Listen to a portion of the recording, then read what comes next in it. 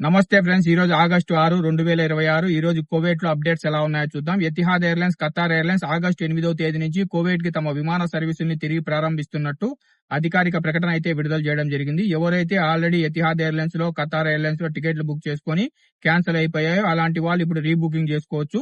లేదంటే కువైట్ నుంచి కొత్తగా ఎవరన్నా ఎతిహాద్ ఎయిర్లైన్స్ లో, ఖతార్ ఎయిర్లైన్స్ లో ఇండియాకి కనెక్టింగ్ లో టికెట్లు బుక్ చేసుకోవాలనుకుంటే అలాంటి వాళ్ళు కూడా టికెట్లు బుక్ చేసుకోవచ్చు. సెకండ్ అప్డేట్ కనుక చూసుకుంటే కువైట్ లో అధికారులు ఈ రోజు నిర్వహించిన తనిఖీల్లో 1430 పాత టైర్లను కొత్త టైర్లుగా మార్చి అమ్మడానికి సిద్ధంగా ఉంచిన వాటిని అధికారులు స్వాధీనం చేసుకోవడం జరిగింది. ఇలాంటి టైర్ల వల్ల ముఖ్యంగా ఇప్పుడు ఎండాకాలంలో ఆ టైర్లు పేలిపోయి ప్రమాదాలు జరిగే అవకాశం ఉందని అధికారులు అయితే హెచ్చరిస్తున్నారు. ఈ సంఘటనపై అధికారులు దర్యాప్తు అయితే కొనసాగిస్తూ బాధ్యులపై చట్టపరమైన చర్యలు తీసుకుంటామని అధికారులు అయితే వెల్లడించడం జరిగింది. మూడో అప్డేట్ కనుక చూసుకుంటే కువైట్ ఎడ్యుకేషన్ మినిస్ట్రీ ఒక కీలక నిర్ణయం తీసుకుంది. కువైట్ లోని ఇరాన్ కు చెందిన ప్రైవేట్ స్కూళ్ల లైసెన్సును రద్దు చేస్తూ వెంటనే మూసివేయాలని ఆదేశాలు అయితే జారీ చేసింది. దీంతో 2026-27 విద్యా సంవత్సరానికి కొత్త అడ్మిషన్లు అయితే ఉండవు. ప్రస్తుతం చదువుతున్న విద్యార్థులు ఇతర పాఠశాలలో చేర్చేందుకు ప్రభుత్వం అయితే చర్యలు తీసుకుంటుంది.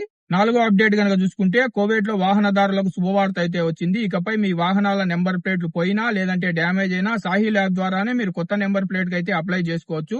అవసరమైన డాక్యుమెంట్స్ ని అప్లోడ్ చేసిన తర్వాత ఆన్లైన్ ఫీజును చెల్లిస్తే అధికారులు పరిశీలించి తర్వాత నెంబర్ ప్లేట్ తీసుకునే తేదీని, సమయాన్ని సాహిల్ యాప్ ద్వారా మీకైతే తెలియజేస్తారు. ఐదో అప్డేట్ కనుక చూసుకుంటే కువైట్ ప్రభుత్వం బినామీ వ్యాపారులపై కొత్త చట్టాన్ని అమల్లోకి తీసుకొచ్చింది. ఇకపై వ్యాపార సంస్థలు అసలు ఓనర్ వివరాలు తప్పనిసరిగా ప్రభుత్వానికి సమర్పించాల్సి ఉంటుంది. తప్పుడు సమాచారం ఇస్తే అలాంటి సంస్థలను మూసివేసి కఠినమైన చర్యలు తీసుకుంటామని అధికారులు అయితే హెచ్చరించారు. ఈ చట్టం వల్ల బినామీ విధానంలో వ్యాపారం చేస్తున్న చిన్న ప్రవాస వ్యాపారులపై ప్రభావం పడే అవకాశం అయితే ఉంటుంది. ఇంకా అలాగే లాస్ట్ అప్డేట్ కనుక చూసుకుంటే ఒక కుటుంబ వివాదంలో కువైట్ కోర్టు ఒక కీలక తీర్పునైతే ఇచ్చింది. తన కుమారుణ్ణి తల్లితో కలవకుండా అడ్డుకోవడంతో పాటు పిల్లవాడి సంరక్షణలో నిర్లక్ష్యం చేసిన తండ్రికి 4000 కువైటీ దినాల జరిమానా అయితే విధించింది. పిల్లల హక్కు, సంరక్షణ ప్రతి తండ్రి బాధ్యత అని కువైట్ కోర్టు అయితే స్పష్టం చేసింది. ఇవి ఫ్రెండ్స్ ఈ రోజు కువైట్ లో ఉన్న అప్డేట్స్. ఈ అప్డేట్స్ మీకు ఇన్ఫర్మేటివ్ గా అనిపిస్తే వీడియోని లైక్ చేయండి. వీడియోని మర్చిపోకుండా కువైట్ లో ఉన్న మన ప్రవాసులందరికీ షేర్ చేయండి. ఇలాగే ప్రతిరోజు మీరు కువైట్ కు సంబంధించిన అప్డేట్లు తెలుసుకోవాలనుకుంటే మన గల్ఫ్ ఎక్స్పర్ట్ తెలుగు ఛానల్ ని సబ్స్క్రైబ్ చేసుకుని బెల్ బటన్ ఆల్లో పెట్టుకోండి. మరో ఇన్ఫర్మేటివ్ వీడియోతో తర్వాతి వీడియోలో కలుద్దాం. Bye bye.